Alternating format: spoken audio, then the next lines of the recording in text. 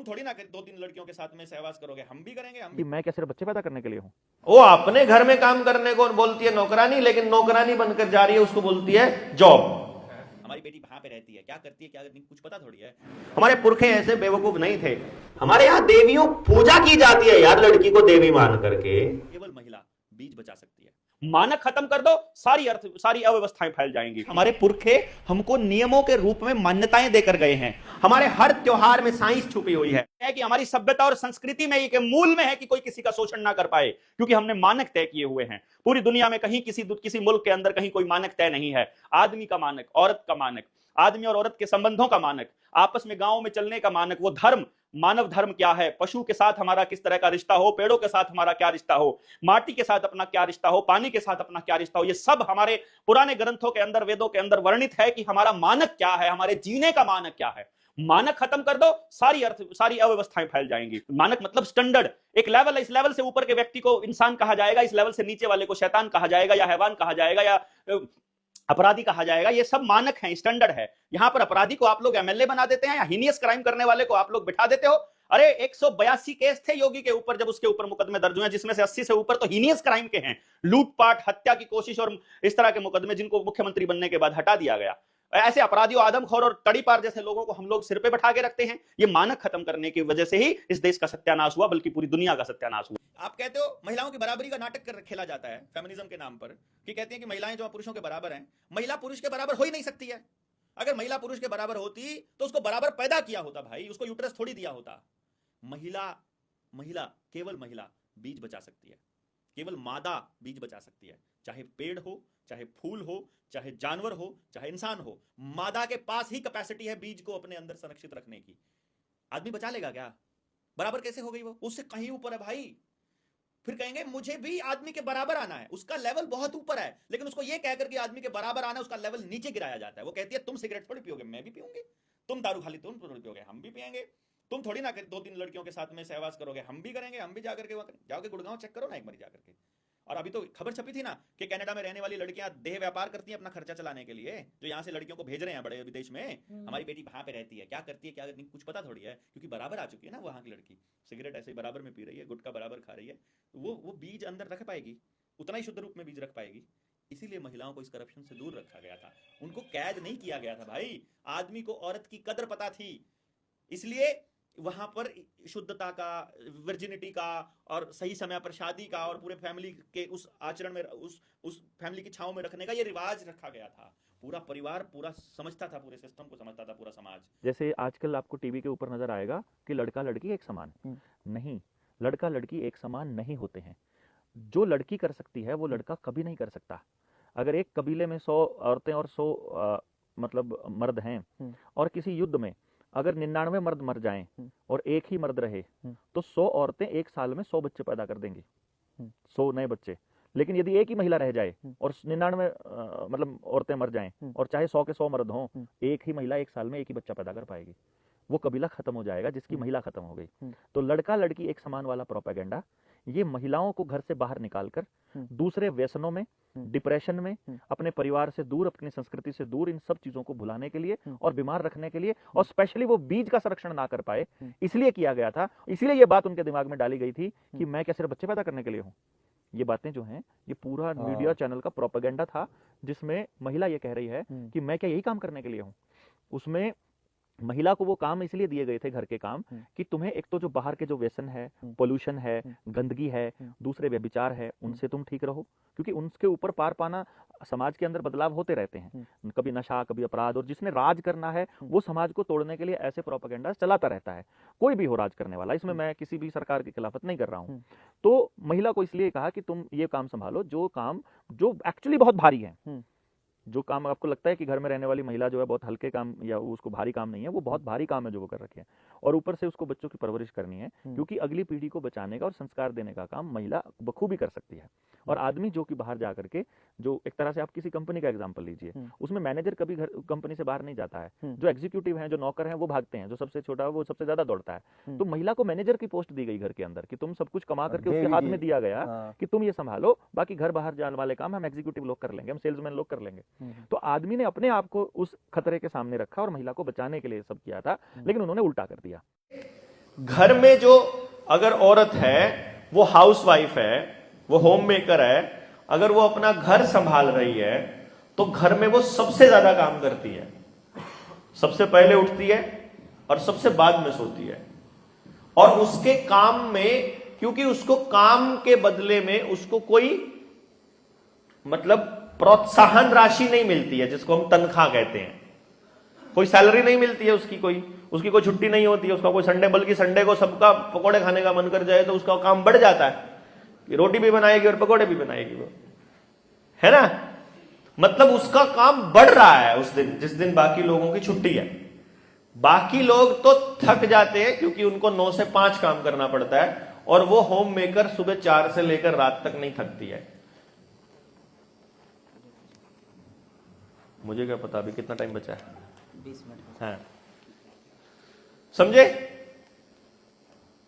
तो अब वो समाज में, अब टीवी में, अखबार में फिर कुछ एडवर्टीजमेंट्स आएंगी, कुछ अखबारों में कटिंग्स आएंगी जिसमें उन महिलाओं के ऊपर चर्चा होगी जिन महिलाओं ने अपने घर की दीवारों की बंदिशों को, अपने समाज के उन रीति रिवाजों को तोड़ करके और बिजनेस करना चाहा, और वो बिजनेस में कामयाब हुई। वो ये तो छाप देते हैं कि इतनी औरतें बिजनेस में कामयाब हुई, वो कितनी औरतों ने उस बिजनेस में कामयाब होने के लिए अपना शोषण करवाया था वो कोई नहीं छापता। कितनी महिलाएं नौकरी करने लगी वो ये तो बता देंगे, लेकिन उससे कितनी महिलाओं ने नौकरी पे जाते हुए कितनी प्रताड़ना सही है और पूरे फैमिली में क्या माहौल बना है उसको कभी नहीं छापेंगे वो।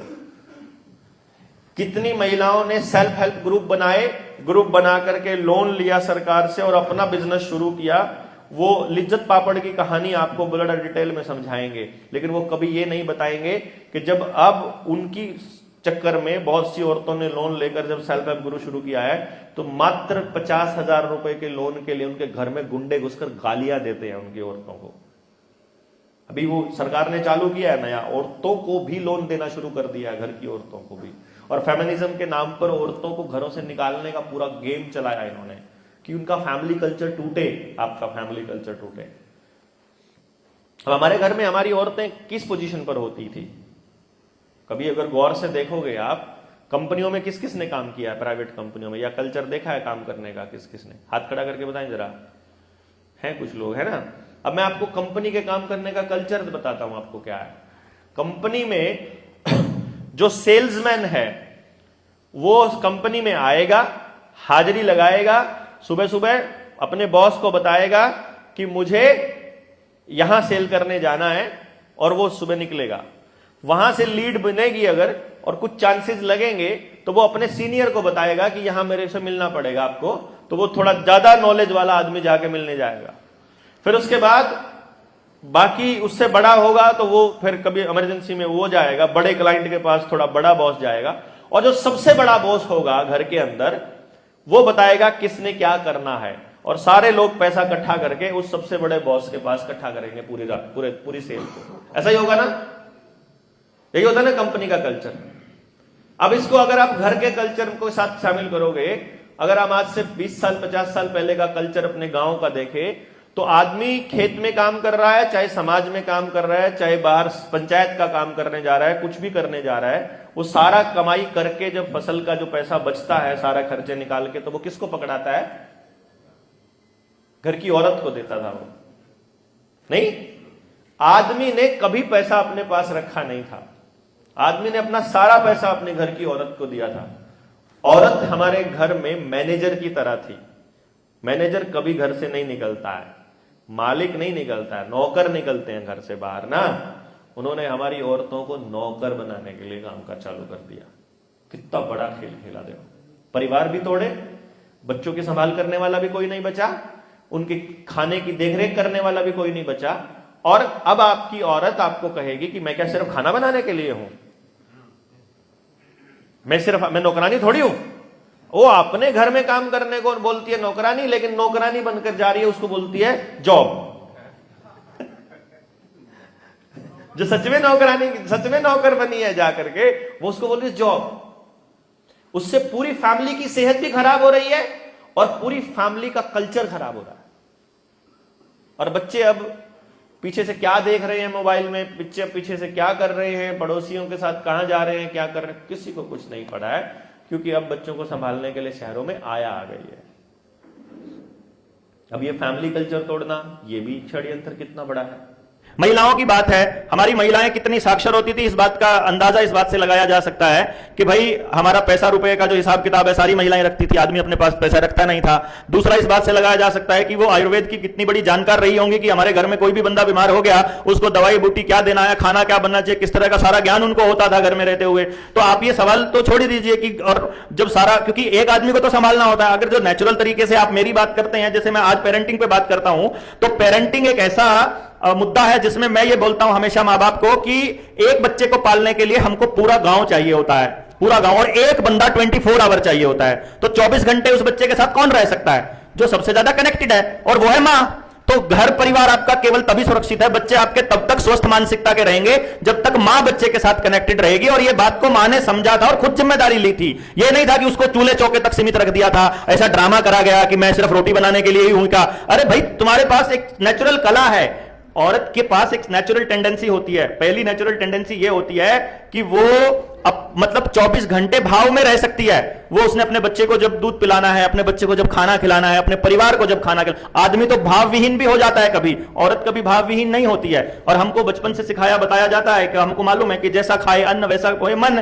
तो औरत जिस तरह के भाव में रहेगी वैसा ही भाव उस खाने में जाएगा और वैसे ही हम लोग बनेंगे। तो इसीलिए इन्होंने क्या किया कि खाने को भी कमर्शलाइज करना शुरू कर दिया, और औरत की जगह, घर की औरत की जगह आया से खाना बनाना, कुक रखना, और ये ड्रामा चालू करना कि और इसकी जगह पे तो एक नौकरानी रख दो, ऐसा कर दो। वो नहीं है यार, वो अपना घर बनाने का काम कर रही थी कि आप एक काम तुम कर लो, बाहर का काम तुम कर लो, घर का मैं कर लूं। नहीं तो आदमी थोड़ा इतना भाव में रह सकता है। वो थोड़ा प्रैक्टिकल ज्यादा होता है, वो फिजिकल ज्यादा होता है, वो मतलब इमोशनल ज्यादा होती है, और ये उसकी स्ट्रेंथ है। तो उसको बड़े सिस्टमैटिक तरीके से हमने अपना बांटा हुआ था, और उसको उन्होंने इस तरह से डाल दिया कि हमारे बच्चों के दिमाग में, नए बच्चों के दिमाग में जहर डाल दिया। फिर पूरे परिवारों को तोड़ने के लिए उन्होंने ऐसा किया। जब से ये एकता कपूर आई है, जितेंद्र की बेटी, इसने तो, इसको तो ठेका मिला हुआ है अपने देश के सारे समाज को तोड़ने का।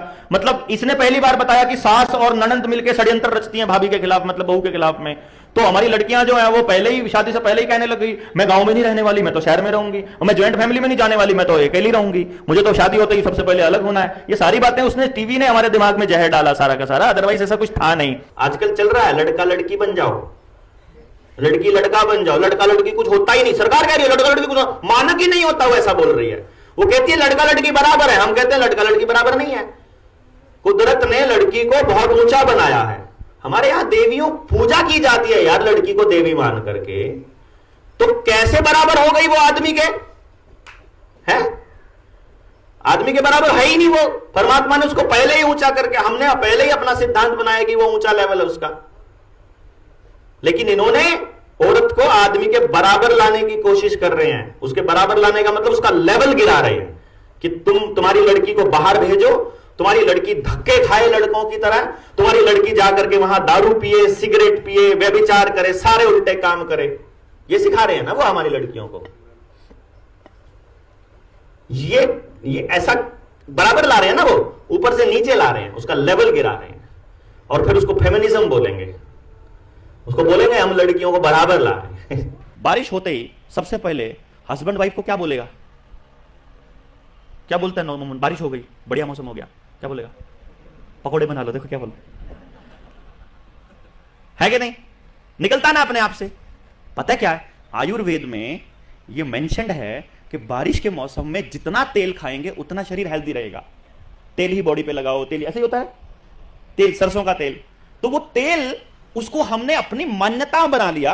वो एक्चुअली नियम है कि जब बारिश होगी तो आपको तेल ही खाना है, उसको हमने फैशन बना लिया। समझ गए ना? असल में वो नियम है। ऐसा करके हमारे पुरखे हमको नियमों के रूप में मान्यताएं देकर गए हैं। हमने एकादशी का व्रत कब रखना है, जन्माष्टमी का व्रत कैसे रखना है, पूरा दिन सुबह से लेकर शाम तक, फिर रमजान में कैसे आपको कितना खाना है, कितना नहीं खाना है, फिर आपको मतलब अलग अलग समय पर आपको कब खाना है, कब खीर बनानी है, कब आपको क्या बनाना है, कब क्या खाना है, ये सब हमारी मान्यताओं में शामिल कर दिया गया। और नियम थे असल में वो मौसम के हिसाब से, समय के हिसाब से थे। अब देखो ना, होली पे हम लोग गोबर ही लगाते थे, गलियों में पड़ा हुआ गोबर से हम होली खेलते थे ना, सबको ऐसे रगड़ते थे, सबको रगड़ते थे। और वो रगड़ने से अभी पता चलता है, हमको भी पहले पता नहीं था, हम भी पहले सोचते थे क्या यार क्या होली गंद में होली खेलते हैं, गोबर भी कोई रगड़ने की चीज होती है। अब पता चलता है कि आयुर्वेद में पंचकर्म करते हैं तो वो गोबर लपेटते हैं हम पे। मैं कहा ये क्यों करते हैं? वो बताते हैं कि अगर जो होली का जो दिन होते हैं, जो होली का जो त्योहार होता है, उसके बाद जो मौसम आता है, उस मौसम में स्किन की एलर्जी के चांसेस होते हैं और उसको बचाने का काम केवल गोबर कर सकता है। तो वो हमारे त्योहारों में बीमारियों के इलाज छुपे होते थे। जन्माष्टमी के ऊपर जो पंजीरी खाई जाती है, उस पर हमारे वैद्य जी हैं, उन्होंने बहुत बढ़िया वीडियो बनाई हुई है। उस पंजीरी में पड़ने वाला जो प्रोडक्ट है वो हमको उस पित्त जो खराब हो जाता है उसको शांत करने के लिए ही वो त्योहार मनाया जाता है। हमारे हर त्योहार में साइंस छुपी हुई है। हमारे पुरखे ऐसे बेवकूफ नहीं थे, उन्होंने हर त्योहार को बड़े साइंटिफिकली डिजाइन किया था। तो जब हम लोग जुड़ेंगे तो आपको एक एक चीज के ऊपर समझ बनती जाएगी कि हम ये त्योहार के बाद खीर क्यों चालू करते हैं, इस दिन का सारा दूध हम लोग क्यों इस्तेमाल कर लेते हैं, उसकी लस्सी क्यों नहीं, उस दिन हम बिलोते क्यों नहीं है, वो सब साइंस छुपी हुई है।